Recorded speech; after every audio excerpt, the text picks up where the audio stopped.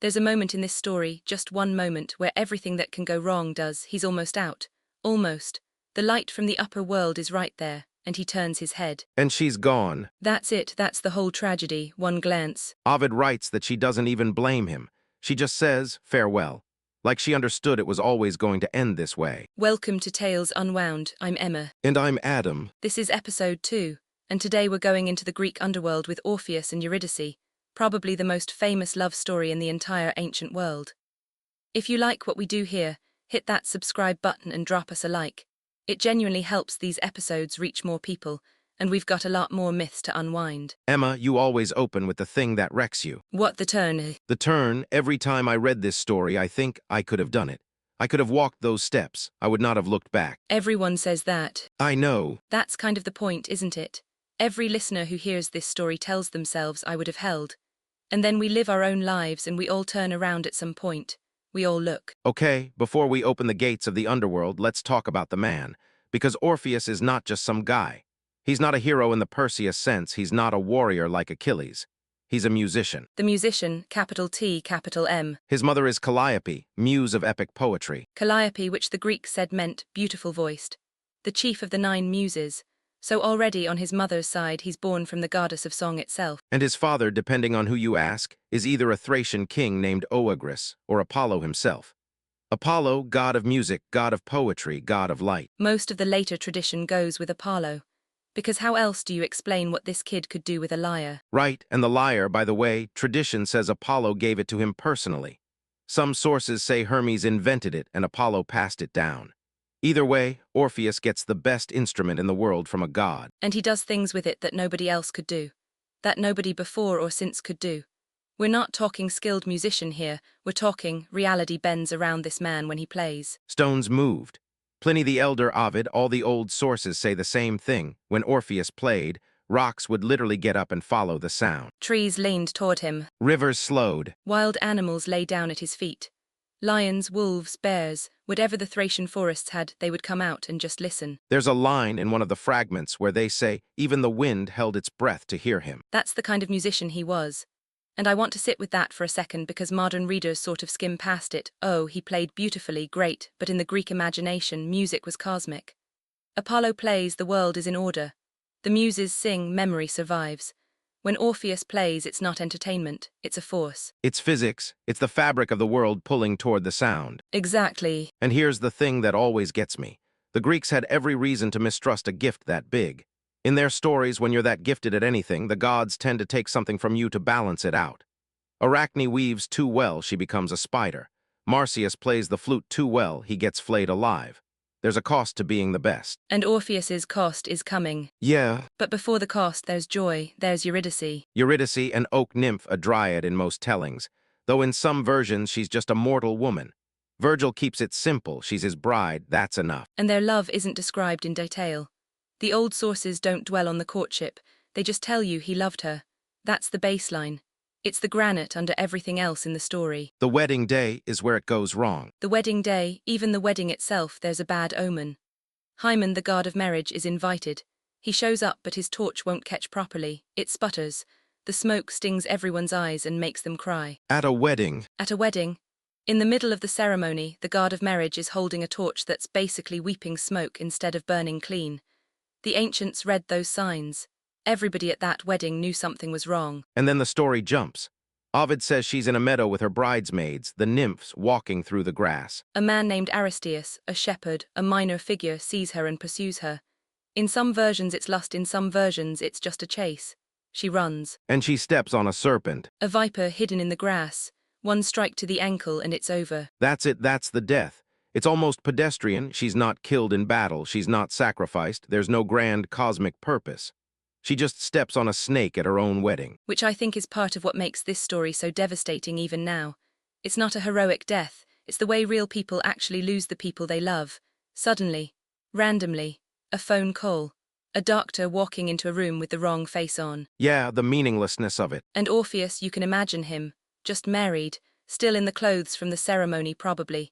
And somebody comes to find him and tells him. Ovid describes him weeping on the upper earth first. For a long time.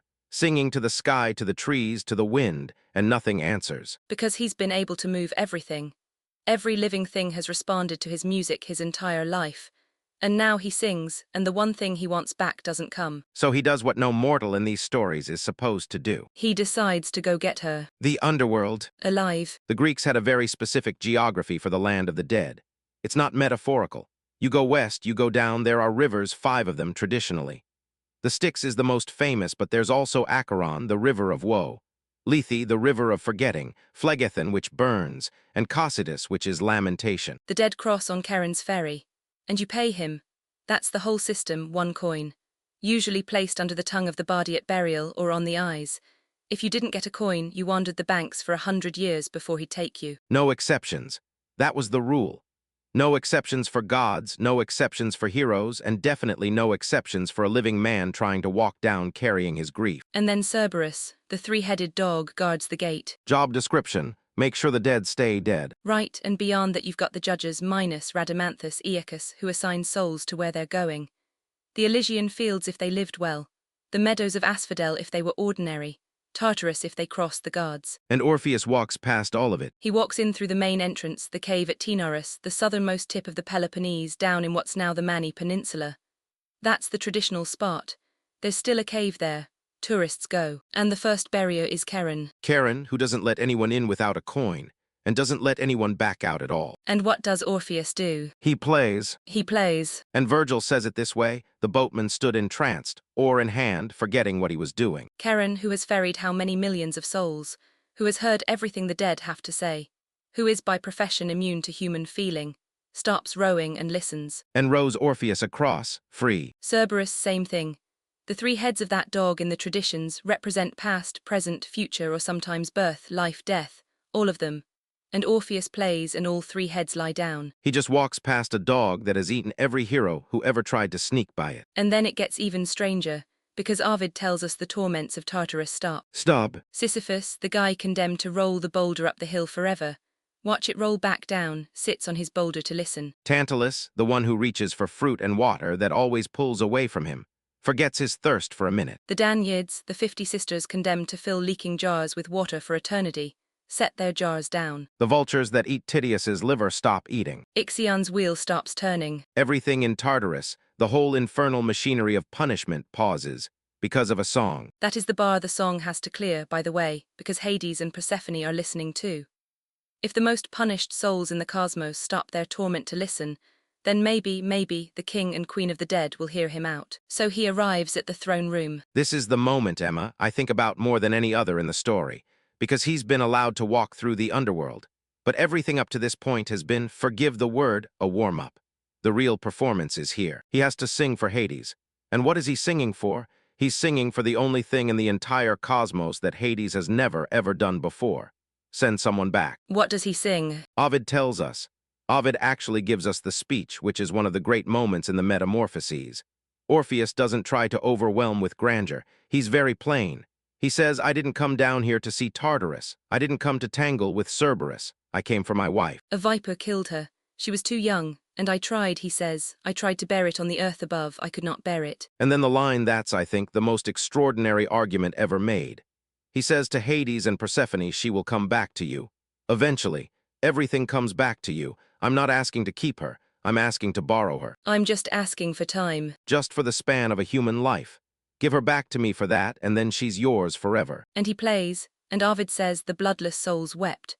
The Furies, for the first time ever, had tears running down their cheeks.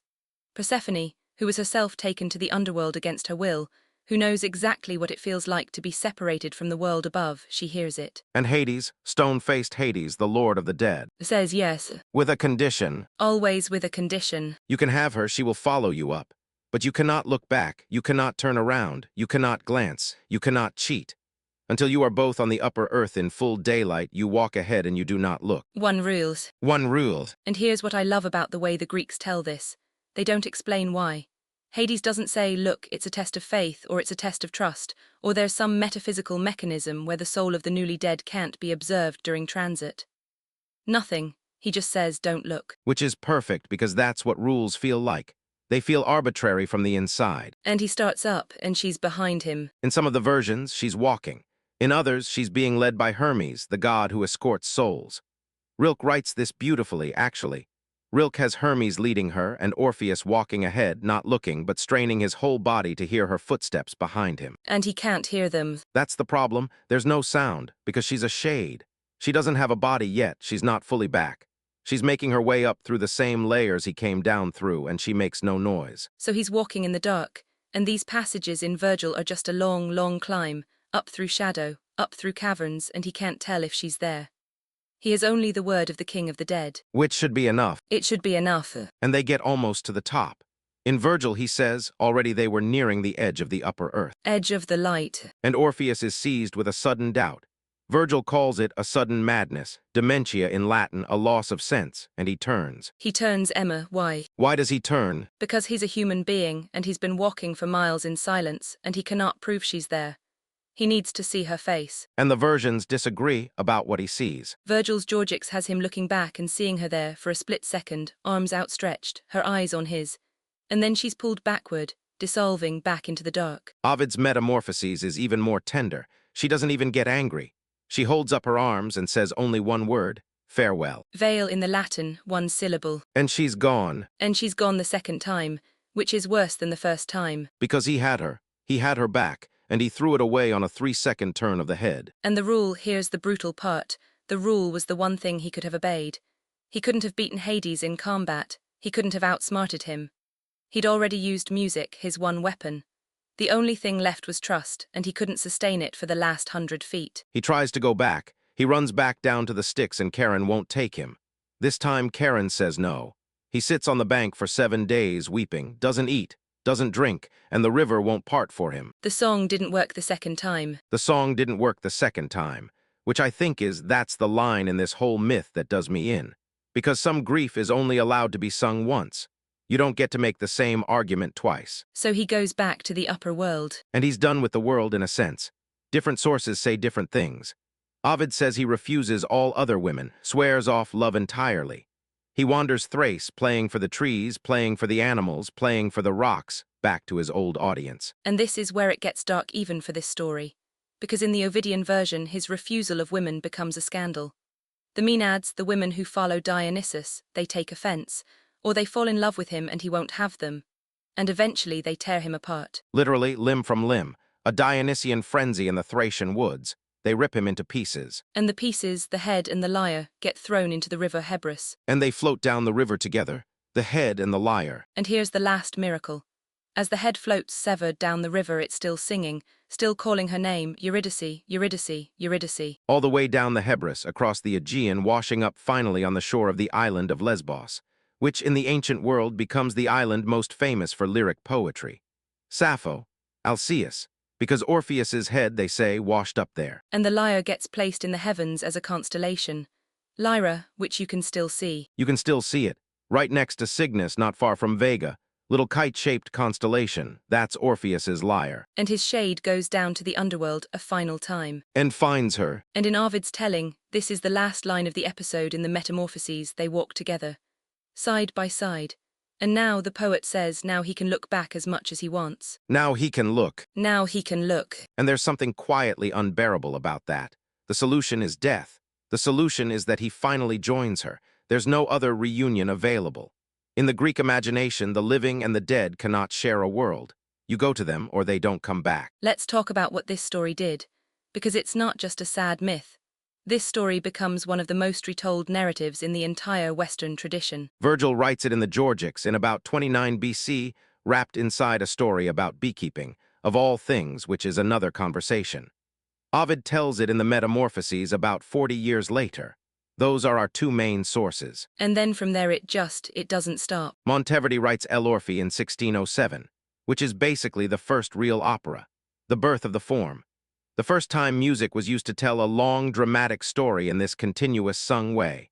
And the story he chooses, the story that opera itself is launched on the back of, is Orpheus and Eurydice. Which is perfect, because opera is about music's power to move the emotions, to reach into the soul. And the myth is about a man whose music moves the gods themselves. Opera couldn't have been invented with any other story. Gluck writes Orpheus ed Eurydice in 1762. That's the opera most people mean when they say Orpheus opera. The dance of the blessed spirits in that piece. You've heard it even if you don't know it. It's one of the most serene pieces of music in the repertoire. Haydn does one. Offenbach does Orpheus in the underworld, a karmic version with the famous cancan dance, if you can believe it. That cancan is Orpheus going to hell, technically. Stravinsky does an Orpheus ballet. Philip Glass does an opera. Jean Cocteau makes the Orphée film trilogy in the 1930s and 50s, dark, surreal Orpheus as a modern poet in Paris. Marcel Camus makes Black Orpheus in 1959, setting the myth in Rio during Carnival, and it wins the Palme d'Or. The Broadway musical Hadestown, which has been running for years, is just the myth replayed with the turn still at the heart of it. Hadestown is worth sitting with for a second because Anais Mitchell did something brilliant. She moves it into a Depression-era American underworld. Hades is a factory boss. The underworld is a company town. The dead are workers who have signed away their names for a wage. And Orpheus is the kid who still writes songs, who still believes a song can change things. And her refrain is, "The world above is so broken that going down to Hades is almost a rational choice." Eurydice signs her own contract because she's hungry. Which is a twist I love because in most versions Eurydice has no agency. She's taken.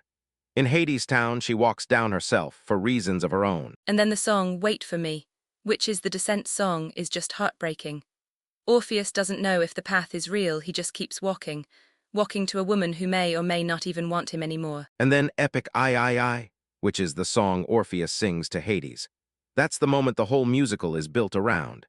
Mitchell actually published early sketches of it years before the finished show. She couldn't leave it alone. She kept coming back and trying to write a song strong enough to move the god of the dead. Which, metatextually, is also what Orpheus is trying to do. Right, the author is doing the thing the character is doing. And the show asks you every night 8 shows a week, can a song be enough? And the show's answer is no. It's never enough, but you write it anyway. Which is maybe the definition of art. Yeah. Cocteau, we owe a longer beat here. Jean Cocteau made 3 films about Orpheus across 3 decades. The Blood of a Poet in 1930, Orphée in 1950, and The Testament of Orpheus in 1960. He was obsessed. The 1950 Orphée is the one people still watch. He makes Orpheus a contemporary French poet who falls in love with Death herself, Death played by the extraordinary Maria Caceres, all in black. And the underworld is accessed through a mirror. You stare at a mirror long enough, Cocteau says, you see what's on the other side. Which is probably true. And there's a famous Cocteau line from that film, a poet must die many times to be born. That's the Orpheus idea.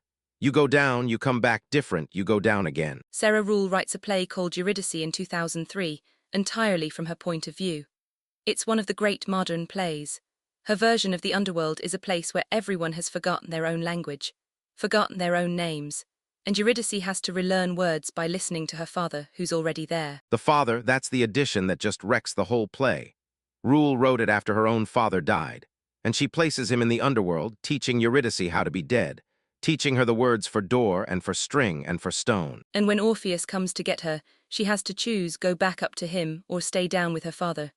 And what the play asks is a question Ovid never asks. Which is, what does Eurydice want? Which is, what does Eurydice want? Neil Gaiman does a Sandman issue called The Song of Orpheus, where in the dream universe, Orpheus is the son of Morpheus. And he goes to Hades the same way, loses her the same way, and the twist there is that he can't die afterward. The gods refuse him even that mercy. He becomes a severed singing head, still alive, passed down through the centuries, waiting for someone to finally release him. Which takes the myth to its logical horror point. What if the singing head doesn't stop? What if grief doesn't stop? What if you can't even die out of it? That issue of Sandman is one of the finest retellings of a Greek myth in any medium, I think. I really do. Nick Cave and Warren Ellis made a record called Abattoir Blues and the Lyre of Orpheus in 2004. The title track is this half-funny, half-devastating Orpheus retelling, where he plays so badly the first time that everybody begs him to stop. It's Cave's way of saying, what if the music wasn't actually that good? What if we've been lying to ourselves about the song? Which is kind of the anti-myth. It's the anti-myth. And there's also a whole body of poetry. Rilke's 3 poems, Orpheus, Eurydice, Hermes, in 1904, and then the 2 sonnets to Orpheus cycles in 1922. Rilke returning to Orpheus across 20 years of his life, trying to solve him, never quite solving him. H.D. Hilda Doolittle writes her Eurydice poem in 1917, and it is just fury. Eurydice speaking up from the underworld at Orpheus. Lines like, "So you have swept me back, I who could have walked with the live souls above the earth," unbelievably angry. unbelievably alive. Carol Ann Duffy in her collection, The World's Wife, does a version called Eurydice, where Eurydice is grateful to be dead because she'd finally escaped her boring husband and his terrible poems, and then he comes down to get her back. And the twist is that she deliberately tricks him into looking.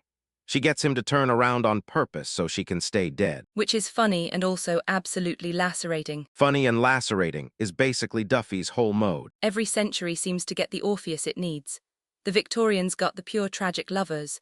The moderns got the fragmented consciousness version, Rilke's broken mirror. The post-war French got Cocteau's mirror and death in a car. The late 20th century got the feminist reclamation. Hadestown is ours, a capitalism critique, climate anxiety, let's keep trying anyway version. And in 50 years there'll be another one, with whatever we're carrying then. Always fits. And they all keep that turn. None of them fix it. Nobody writes the version where he holds his nerve. Well, Hadestown kind of asks you if he could have. But no, the turn is sacred. Because if you take out the turn, there's no story. The story is the turn. Yeah. And I've been thinking about, why does this one keep getting retold? There are a lot of Greek myths. Why this one? I have a theory. Go. I think it's because it's the purest expression of the human refusal to accept death. Every other myth about the underworld is about somebody going down to get knowledge, or to do a task. Heracles grabs Cerberus, Odysseus talks to his mother, Theseus goes for Persephone and gets stuck. Orpheus goes down to undo death itself, to reverse it. And he almost does. He almost does, and that's what we do, all of us.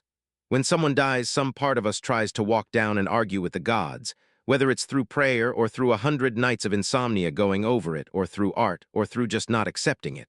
We walk down, we make our case. And every single time, we turn around too soon. Every single time. It's a story about grief. It's not really about love. It's about both, but yeah, the love is the premise. The grief is the territory. And the third thing I think is in there, this is a story about art, about the promise and the limit of art. Because Orpheus's song moves the dead. His song moves Hades. His song does things that nothing else in the mortal world can do. And it still cannot quite bring her back. Art gets you to the edge of the upper world. Art does not get you into the daylight. The last 100 feet you have to walk in silence. And hope. And you turn around. You turn around. Before we close, a couple of details people often miss. The Orphic tradition. After the myth, there's a whole mystery religion that grows up around Orpheus in the ancient world. Orphism. Gold tablets buried with the dead, inscribed with instructions, turn right at the white cypress, do not drink from the first spring, ask for water from the lake of memory. A map of the underworld for the soul. Because Orpheus had been there. Because Orpheus had been there and come back. He's the one man in Greek religious thought who has a round-trip ticket. So his name becomes a kind of credential for the dead. Whole communities of believers, for hundreds of years, quietly living by the teachings attributed to him. And the other thing, Eurydice, who we haven't said very much about and who we should because she's often left as a name in this story. But the later retellings, especially the 20th century ones, give her a voice back. Rilke writes from her point of view. The poet H.D. does. Carol Ann Duffy does. And they almost all say the same thing, which is that by the time he turns around, she's already at peace. She's already belongs to the dead. And what they show us is, the tragedy is as much his as hers. She was never as desperate to come back as he was to have her back. That's devastating. Which doesn't unmake the myth, it complicates it. It says maybe the song didn't work because she was already gone, already reconciled, and he was dragging her up against the gravity of her own peace. Okay, I need to come up for air. Same. One line to close on. This is Rilke from his poem Orpheus. Eurydice, Hermes, describing her as she follows him up. He says she was already Root, not the woman Orpheus loved, just the name. Root. Root. Thanks for staying with us. That's Tales Unwound, Episode 2.